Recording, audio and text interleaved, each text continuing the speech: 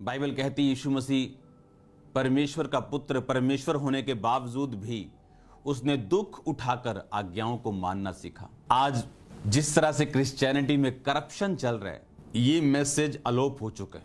आज ब्लेसिंग्स का मैसेज है ताकि लोग खुश रहें। आज प्रॉस्पेरिटी के मैसेजेस हैं ताकि लोग एक्साइटेड रहें। आज क्रिश्चियनिटी का मतलब हो चुका है कि महंगी महंगी गाड़ियों के साथ खड़े होकर ऐनक लगा के फोटो खिंचानी ताकि लोग आपको आशीषित समझें।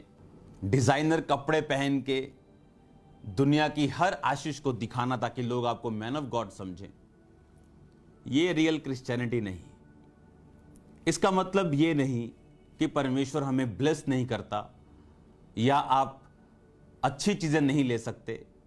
इसका मतलब ये नहीं। बाइबल कहती सब कुछ तुम्हारा है, पर उसे लेने का मकसद क्या है? आज क्रिश्चियनिटी में करप्शन इतना बढ़ चुका है कि व्यभिचार करने के बाद पुलपट पे आके जीसस का नाम लेने में उन्हें कोई शर्म नहीं, उन्हें कोई प्रॉब्लम नहीं, उनका विवेक उन्हें तंग नहीं करता क्योंकि वो मर चुका है।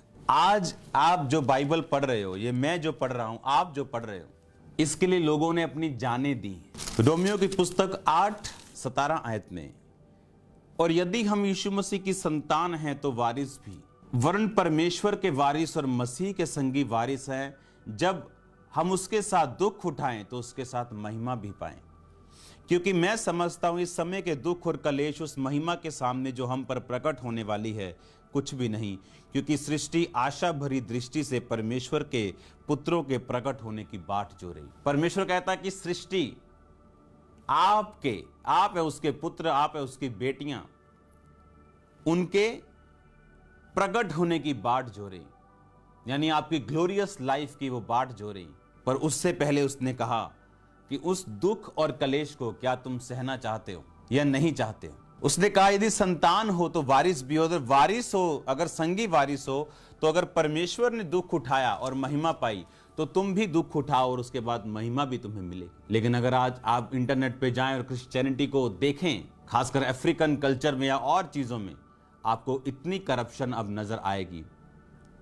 आप जानते हैं जो बाइबल मैं पढ़ रहा हूं, जो बाइबल आपके हाथ में, इसके लिए लोगों ने अपनी कुर्बानियां दी हैं। विलियम कैरी, इस बंदे की वजह से आज आप बाइबल पढ़ रहे हो। अगर ये भी अपनी ऐश प्रस्ती में होता तो स्थिति और पोजीशन कुछ और होती। परमेश्वर आपको ब्लेसिंग्स देता है, आप उसका एंजॉय कर सकते हैं। वो ये नहीं कहता आप फटे कपड़े डाल लो या आप कुछ मत लो या गाड़ी ना, ये नहीं। उसका मकसद क्या है या आपका मोटिव क्या है? ये व्यक्ति, ये परमेश्वर का दास, ये मिशनरी, ये जो जूते रिपेयर करते हैं, जिन्हें मैं पंजाबी में मोची कहते हैं, हिंदी में भी शायद वही कहते होंगे, उस खानदान से था। फैमिली क्रिश्चियन थी, लेकिन इसका ध्यान क्रिश्चियनिटी में नहीं था। अलग अलग तरह के जो यूथ पाप करता है वही करने। और एक दिन कुछ चोरी पकड़ी जाने की वजह से इसको शर्मिंदगी हुई, क्योंकि इसके कुछ दोस्त क्रिश्चियन थे और वो प्रार्थनाएं भी करते थे इसके लिए। और उसके बाद इसका दिल छिदा और इसने माफी मांगी और परमेश्वर से अपने पापों की माफी पाके खुदावंद की सेवा को करना चाहा और इंडिया में आया, बंगाल में। और बंगाल में आने के बाद ताकि मैं इंडिया के लोगों को सुसमाचार सुना सकूं। और बचपन से ही जब ये प्रभु में नया जीवन नहीं पाया हुआ था, इसको बुक्स पढ़ने का और भाषाएं सीखने का शौक था शुरू से ही। जैसे साथ साथ जूती रिपेयर करनी और साथ साथ में भाषाएं पढ़नी, अलग अलग भाषा सीख लेनी। और जब इंडिया में आया कि मैं वहां के लोगों को सुसमाचार सुनाऊं,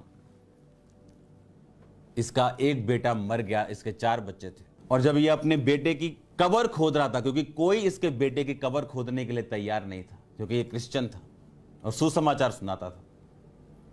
और अपने बेटे की जब किसी ने कब्र नहीं खोदी और ये खुद अपने बेटे की लाश लेके कब्र खोदने लगा, तो 2 नौकर, 2 मजदूर टाइप लोग आते हैं और देखते हैं कि ये रो रहा है और अपनी बेटे की कब्र खुद खोद रहा है, और वो हेल्प करते हैं और बेटा कब्र में डालते हैं।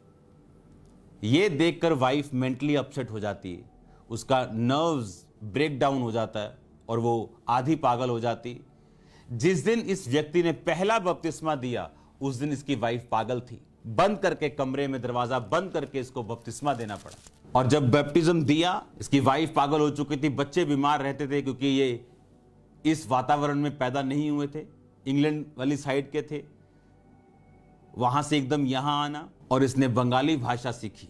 स्टडी बताती है कि दुनिया में जहां जहां भी आज बाइबल है, उसका तीसरा हिस्सा बाइबल का इस व्यक्ति की वजह से लोग आज पढ़ रहे हैं। 40 से अधिक भाषाओं में बाइबल का अनुवाद करना, क्योंकि इसने लातीनी सीख ली थी, यूनानी सीख ली थी, इब्रियू सीख ली थी, फिर बंगाली सीखी, और फिर बंगाली में बाइबल पहली बार इंडिया में छपी, और उसके बाद उसके अलग अलग ट्रांसलेशंस होती गई, हिंदी, पंजाबी, तमिल, मलयाली, अलग अलग तरह से। और इसकी वाइफ की डेथ हो गई, पर यह व्यक्ति वापस नहीं गया। आज इस मैसेज को लोग देने से डरते हैं, क्योंकि आज लोग मसीह के लिए दुख नहीं उठाना चाहते। कितने लोगों में आज मिनिस्ट्री का रियल बोझ है कि वो जाएं और लोगों को बचा सके और रूहों को बचा सके।